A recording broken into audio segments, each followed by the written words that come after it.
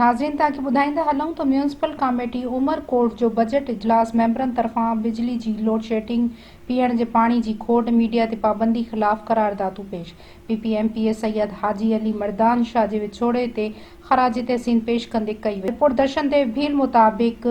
Municipal committee Umarkot जो सालियानो 2020-21 जो tax free budget इजलास म्यूनसिपल कमेटी जे चेयरमैन खालिद सराज सोमरो जी सदारत हेठ म्यूनसिपल कमेटी ऑफिस जे हाल में थी गुज़रियो, जंहिंमें म्यूनसिपल कमेटी जे मेंबरन समेत सीएमओ ऐं सहाफ़िन पिणु शिरकत कई। इन मौक़े ते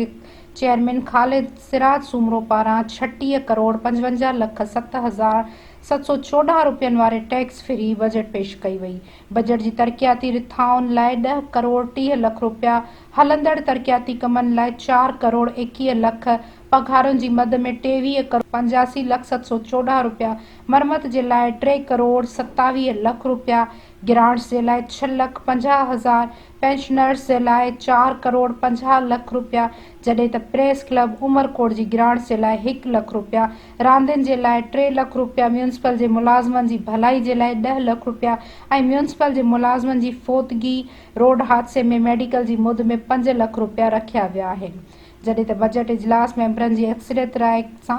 पास कई वई।